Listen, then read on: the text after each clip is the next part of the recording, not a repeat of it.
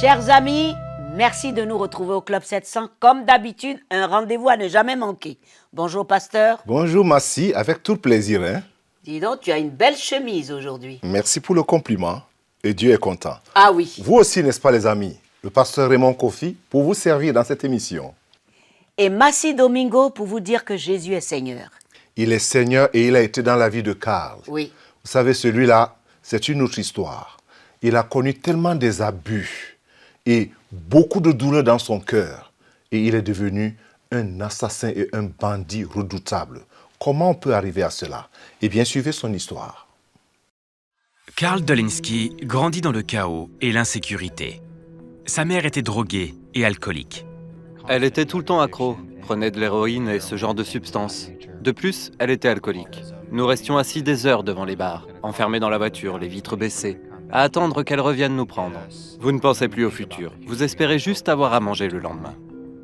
Son père fabriquait de la meth. Il nous arrivait de passer des nuits entières à imaginer que des gens allaient venir nous faire du mal. Alors on restait éveillés toute la nuit, avec nos armes automatiques. Mais rien ne venait. Et le lendemain, nous commencions la journée et poursuivions notre vie comme si de rien n'était. Il était encore jeune quand ses parents divorcèrent, et il alla vivre d'un endroit à l'autre dans sa famille avec sa mère. Au milieu de tout ce chaos, Karl renonça à ses sentiments. J'avais décidé de faire taire mes émotions, parce qu'elles blessent. Elles me blessaient, et je ne voulais plus être blessé. J'ai vécu comme dans un jeu vidéo appelé La Vie, et dans lequel il fallait avancer.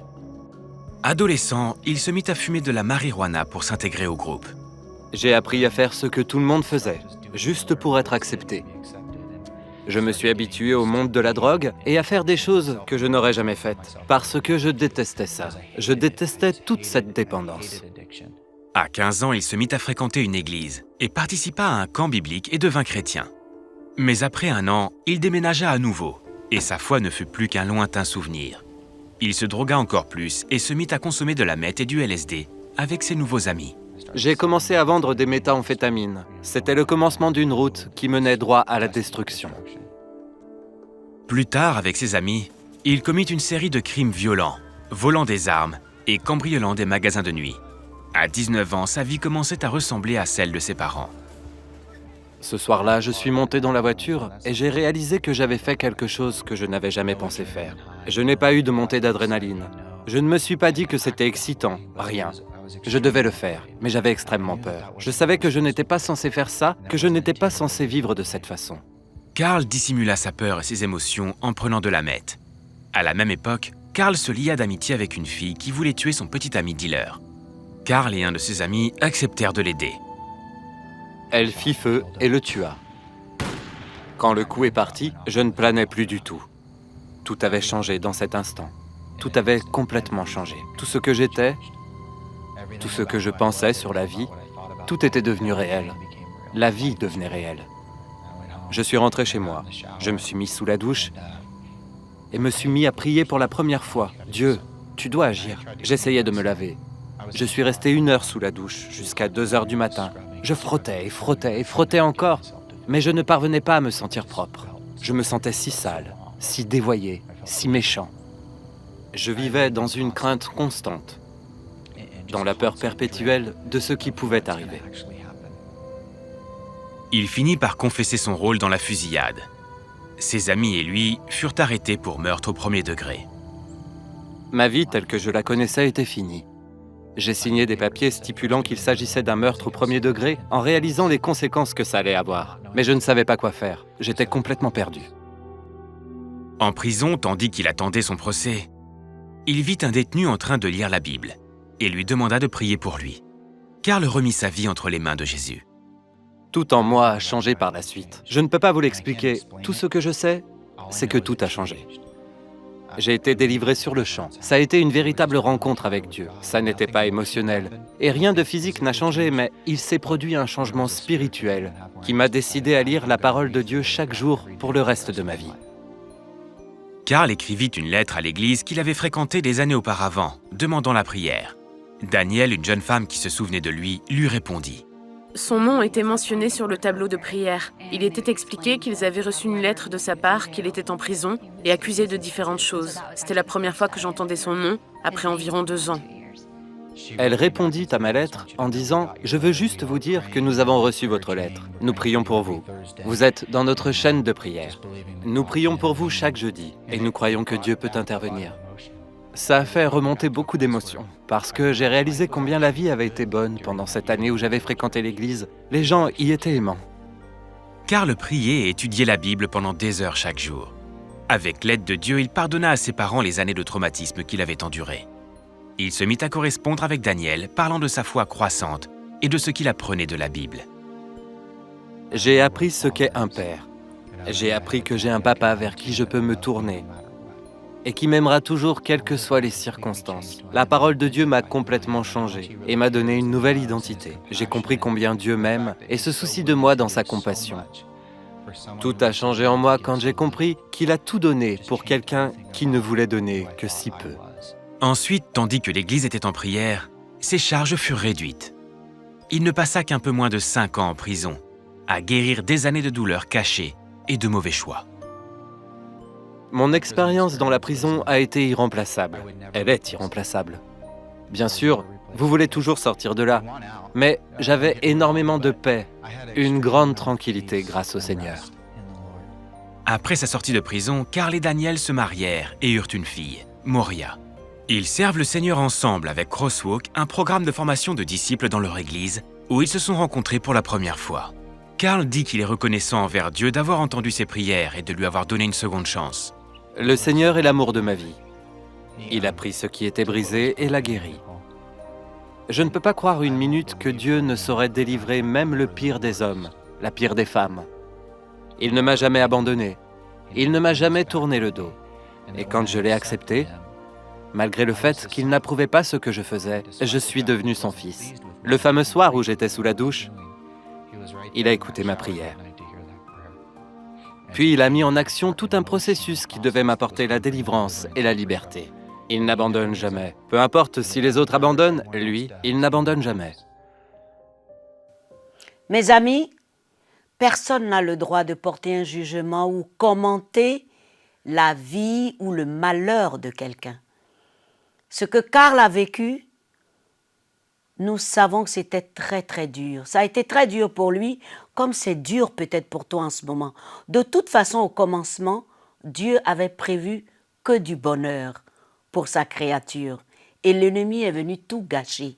C'est pourquoi il a envoyé Jésus-Christ. Depuis plus de 2000 ans, le salut, la liberté, la joie, la paix, la guérison, la délivrance, ce sont des bénédictions sûres que Jésus a apportées à l'humanité. Et c'est encore d'actualité aujourd'hui même. Tu as regardé les témoignages de Karl, tu te poses des questions, tu te demandes ce qui se passe, comment tu peux t'en sortir. Il y a une seule solution, Jésus-Christ. Dis tout simplement, je me dépose entre tes mains, Seigneur Jésus, sauve-moi. Libère-moi. Je veux sortir de ce bourbier et à partir d'aujourd'hui, vivre ma vie pour toi. Si tu as fait cette prière avec sincérité, si tu as invoqué ce Seigneur de grâce, tu vas voir le changement. C'est vrai, tu n'auras pas les étincelles autour de toi, mais quelque chose s'est passé dans le spirituel. Ton esprit a été régénéré et tu es devenu un enfant de Dieu. Pas créature seulement, mais enfant de Dieu. Et en tant qu'enfant de Dieu, tu as le pouvoir, par le nom de Jésus-Christ, de vivre ta destinée qui est certaine entre les mains du Seigneur. Mon ami, que Dieu te bénisse. Prends Jésus et tu verras le changement. Amen. Amen, merci. Très important. Oui. Alors après Massi, qu'est-ce que nous allons faire? Ne nous quittez pas tout de suite parce que nous allons retrouver le pasteur Luc sur Israël.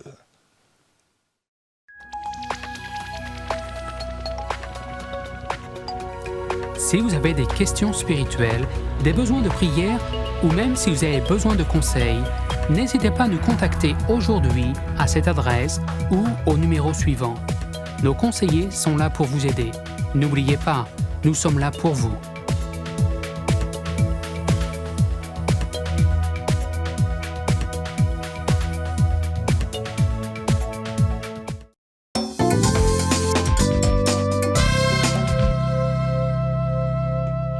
Bienvenue de nouveau au Club 700. Vous attendez votre série préférée sur Israël? Eh bien, la voici. Aujourd'hui, les prophéties bibliques avec le pasteur Luc Henrist. Regardez. Alors nous sommes restés avec vous et vous aussi avec nous. Et le pasteur Luc, aujourd'hui encore, semaine après semaine, vous avez été là. Mais aujourd'hui, nous allons aborder notre sujet, toujours sur Israël. Mais nous parlerons aujourd'hui des prophéties, l'accomplissement des prophéties bibliques concernant Israël. Qu'est-ce que vous en pensez, pasteur? Je pense que la Bible nous parle aussi de ces choses. En réalité, la Bible nous parle de tout ce dont on a besoin de connaître dans ce monde. Et en ce qui concerne la prophétie et la fin des temps concernant Israël, tout récemment, j'ai fait une étude avec un pasteur de l'Église réformée en Belgique et on est arrivé à la conclusion que finalement, grosso modo, il reste 7 grandes prophéties qui doivent encore être accomplies. 7. Seulement 7. Le 99% des prophéties de la Bible sont déjà accomplies. Donc, il faut qu'on réalise qu'on approche très rapidement de la fin des temps. Et Israël aura encore évidemment un grand rôle à jouer. Alors je ne vais pas entrer dans ces 7 prophéties maintenant. Ceux que ça intéresse peuvent regarder sur mon site internet. Il y a aussi donc ce message, cette présentation qui est clairement présentée là, ainsi que d'autres articles, etc. Mais je voudrais plutôt me tourner vers Ézéchiel au chapitre 37. Alors là, tout le monde connaît ce passage, c'est le passage de la vallée des ossements desséchés. Et certainement, on peut faire le rapprochement avec ce qui s'est passé après la Deuxième Guerre mondiale, lorsque le peuple juif est sorti de ces camps de concentration. Et ils se sont exprimés de cette façon qu'on voit ici, qu'ils disent à un moment donné que nous sommes perdus. Nos ossements sont complètement desséchés, etc. Eh bien, on voit que Dieu dit au prophète Ézéchiel que ces eaux vont se rassembler, vont retourner en terre d'Israël, et puis qu'il y aura des nerfs qui vont pousser, il y aura de la peau qui va se mettre sur ces nerfs, etc. Donc on voit que c'est le retour en Israël tout d'abord. Ça, c'est une prophétie très importante qui est en train de s'accomplir, qui n'est pas encore entièrement accomplie, puisque, comme on le sait, il y a à peu près 13 millions de Juifs dans le monde. Il y en a un peu plus de 6 millions aujourd'hui en Israël. Donc, il y en a encore beaucoup qui doivent rentrer en Israël. Et ce retour se fait, et notamment à partir de la France, qui, il y a quelques années, avait très peu de Juifs français qui allaient s'installer en Israël, mais aujourd'hui, il y en a de plus en plus, notamment à cause de l'antisémitisme, de la crise économique. Il y a différents facteurs qui entrent en ligne de compte. Mais en tout cas, ce qui est important pour retourner au texte biblique, c'est que ce n'est qu'en tout dernier lieu, la dernière étape où le prophète va être commandé par Dieu, qui va lui dire « Prophétise donc et dis-leur, ainsi parle le Seigneur l'Éternel, voici, j'ouvrirai vos sépulcres et je vous ferai sortir de vos sépulcres, ô mon peuple. » On peut penser justement à la Shoah, à la Deuxième Guerre mondiale. « Et je vous ramènerai dans le pays d'Israël. Et vous saurez que je suis l'Éternel lorsque j'ouvrirai vos sépulcres et que je vous ferai sortir de vos sépulcres, ô mon peuple. Et je mettrai mon esprit en vous et vous vivrez. Et je vous rétablirai dans votre pays. Et vous saurez que moi, l'Éternel, j'ai parlé et agi. » Et donc, on voit ici qu'en réalité, ce n'est qu'à la fin de ce processus, lorsque le prophète appelle les 4 vents, et le vent en hébreu c'est ruach, et ruach c'est aussi le même mot pour esprit. Okay. Donc lorsqu'il est écrit dans la Bible, ici en hébreu, prophétise et parle à l'esprit, donc il dit prophétise et parle au vent, et fait venir ces vents des 4 coins du monde. Donc en réalité, il dit « Revenez d'où vous êtes, allez aux extrémités de la terre. » Et Esprit revient avec eux des extrémités de la terre. Et à ce moment-là, ce sera le réveil spirituel qui aura lieu en Israël. Aujourd'hui, on voit un réveil économique, puisque c'est un pays prospère, qui est en plein développement dans tous les domaines. Ils sont très, très doués dans la haute technologie et dans d'autres domaines. Okay. Donc on voit que c'est vraiment une prophétie qui s'accomplit. Alors, au regard de l'histoire et des événements, et à la suite de ce que vous dites, peut-on dire que toutes les prophéties, ou quelques-unes des prophéties, sont-elles en train de s'accomplir? Tout à fait. C'est-à-dire au regard de l'histoire et Absolument. les événements que Oui. Israël connaît aujourd'hui, que le monde traverse, et au regard de tout cela. Est-ce qu'on peut dire que la parole de Dieu, parce que quand on parle des prophéties, on est en train de dire ce que Dieu a dit dans sa parole concernant Israël, Voilà. concernant le peuple juif. Peut-on dire que toutes ces prophéties, ou une partie, sont en train de s'accomplir? Oui, moi je pense que de toute façon, la parole de l'Éternel s'accomplira. Toujours. Comme vous connaissez cette expression, Toujours. ce que Dieu a dit, sa main l'accomplira. Donc nous vivons de toute façon des temps prophétiques où Dieu est en train de ramener aussi les cœurs des fils vers les pères. On voit ce passage dans Malachie, c'est le dernier chapitre du dernier livre de l'Ancien Testament qui dit ceci: « Voici, je vous enverrai Élie le prophète avant que le jour de l'Éternel arrive. Ce jour grand et redoutable, il ramènera le cœur des pères à leurs enfants et le cœur des enfants à leurs pères, de peur que je ne vienne frapper le pays d'interdit. » Et ainsi se termine l'Ancien Testament. Qu'est-ce que ça veut dire ceci? C'est que nos pères dans la foi, qui sont-ils? C'est Abraham, Isaac, Jacob, David, etc. Donc on voit qu'il y a ce retour aussi de la part des chrétiens.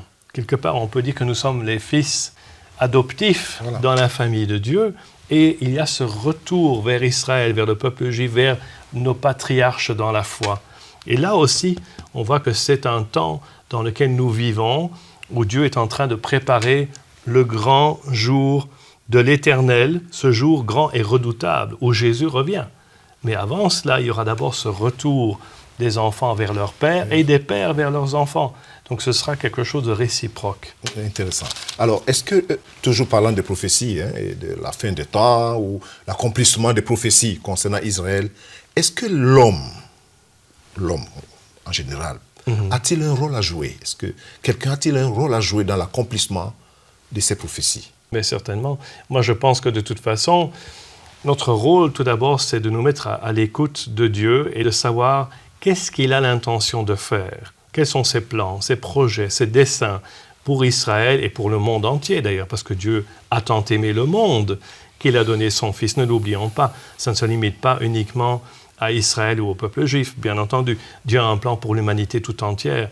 Et dans ce cadre-là, je crois qu'il est important de connaître les prophéties de la parole de Dieu et de prier en disant que ton règne vienne et que ta volonté soit faite sur la terre.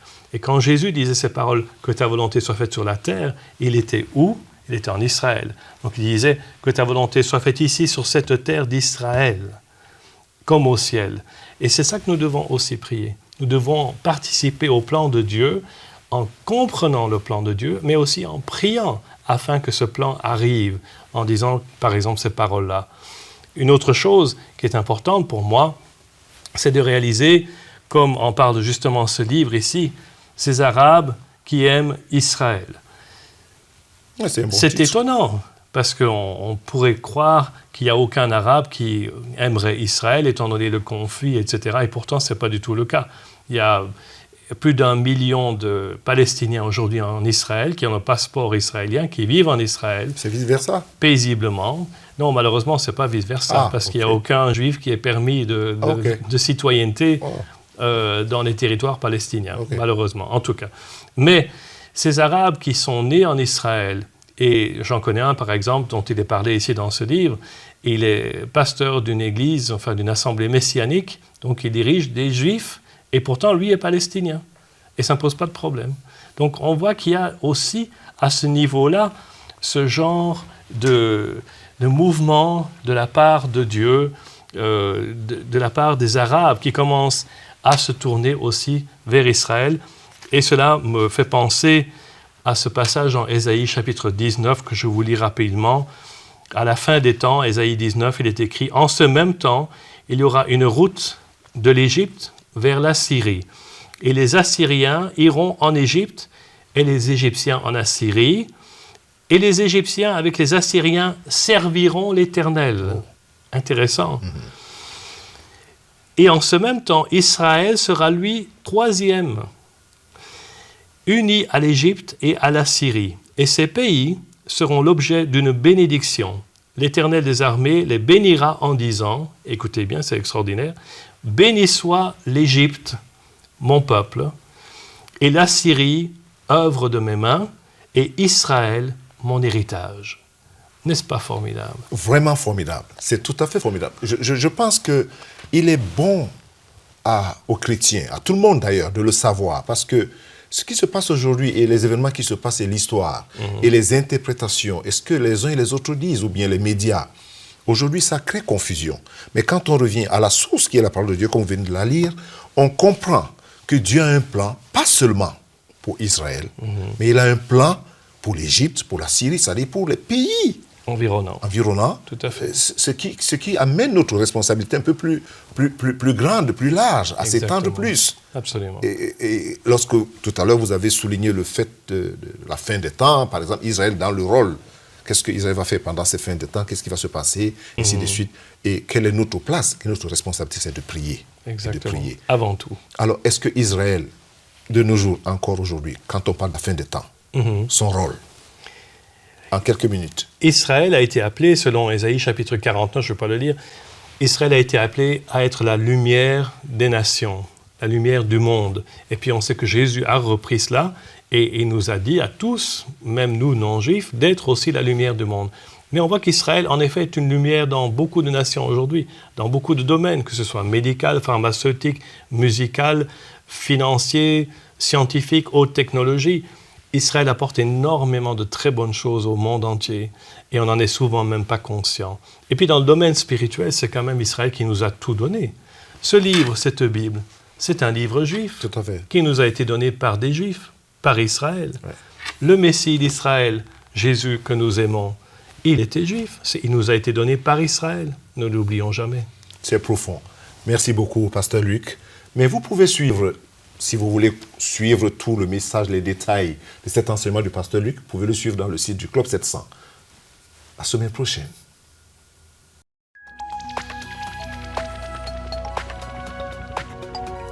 Si vous avez des questions spirituelles, des besoins de prière ou même si vous avez besoin de conseils, n'hésitez pas à nous contacter aujourd'hui à cette adresse ou au numéro suivant. Nos conseillers sont là pour vous aider. N'oubliez pas, nous sommes là pour vous.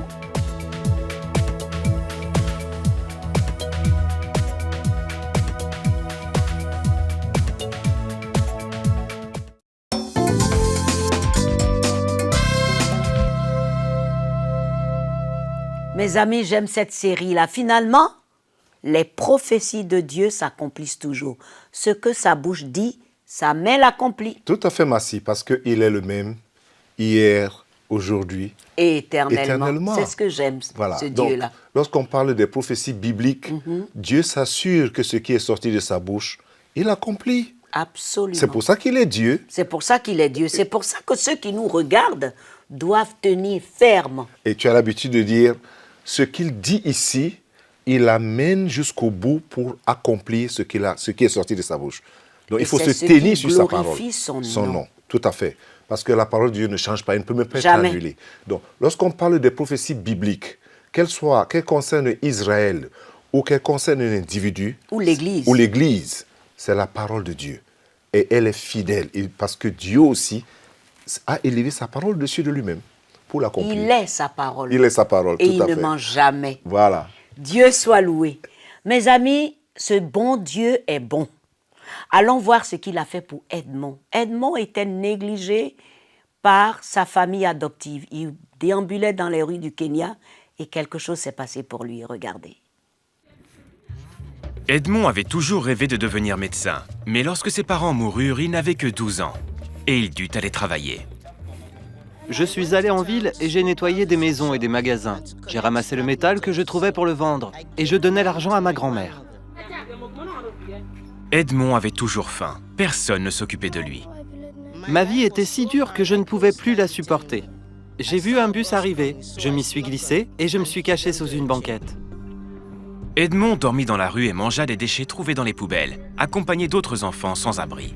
Puis il rencontra des enfants qui avaient l'air heureux. Ces enfants étaient d'un orphelinat soutenu par Orphans Promise de CBN. Lorsque nous l'avons vu, nous lui avons demandé de rester et de partager notre nourriture. Ici, dans cet orphelinat, plus de 50 enfants ont été secourus des guerres et de la pauvreté. Nous les aimons tous. Nous leur parlons de Dieu et leur enseignons les valeurs chrétiennes. Nous veillons à ce qu'ils réussissent à l'école afin qu'un jour, ils puissent être indépendants et avoir une bonne qualité de vie. Edmond est simplement heureux d'avoir un foyer. Je me sens bien ici parce que j'ai de la nourriture à manger, de l'eau à boire et des vêtements à porter. Avant de venir ici, je ne savais pas qui était Jésus. Maintenant, je l'ai rencontré. C'est quand même terrible que ce petit Edmond, après la mort de ses parents, les propres parents qui devaient s'en occuper, l'abandonnent. À la fois, c'est pénible, c'est douloureux, et à la fin, on se réjouit. Tout concourt au bien de ceux qui aiment Dieu. Et lorsque Dieu cherche sa voie, il la trouve toujours. Oui, Et il a trouvé sa voie. parce que Edmond aujourd'hui, grâce à Orphan Promise, Promise. est dans une bonne maison, avec de l'amour, de la joie, de la paix. Il mange à sa faim À sa fin, et il a un avenir. parce que quelqu'un a donné, Massi. Toujours. Parce que des gens ont pensé qu'il faut soutenir les autres personnes qui sont, comme les Edmonds qui déambulaient, comme les tels et des tels qui ont perdu leur bien, leur maison, qui n'avaient même pas où manger, où dormir, Oui. ou quoi manger. Ces gens ont pensé que nous pouvons faire quelque chose, nous pouvons faire un don, et ils l'ont fait. Et je voudrais profiter pour dire merci parce que maintenant, les gens contactent nos bureaux régionaux Oui, un peu oui. partout, en Afrique comme en Europe, comme en Chine. Et cela nous fait aider plus de Plusieurs. personnes. Honnêtement, on peut dire, s'il vous plaît, contribuez. Oui. Contribuez parce que nous voulons partager l'amour de Dieu à plusieurs personnes dans le monde. Lorsque vous regardez des témoignages comme celui de Edmond et d'autres personnes, Oui. c'est un appel à mettre la main et à dire, moi aussi, je veux participer à cette œuvre. Et c'est la parole de Dieu, prendre soin des veuves et des orphelins. Et participer, n'est-ce pas? Tout à fait. Absolument. Voilà. C'est la parole de Dieu. Que Dieu soit loué. Merci à tous ceux qui ont déjà donné et merci à ceux qui nous ont regardés aujourd'hui. Merci d'être restés en notre compagnie. Que Dieu vous bénisse. Écrivez-nous. L'adresse est sur votre petit écran. Pendant que cette émission se termine, nous vous souhaitons une très bonne journée. Que Dieu vous garde. Toi aussi, Massi. Au revoir. Que le Seigneur vous bénisse.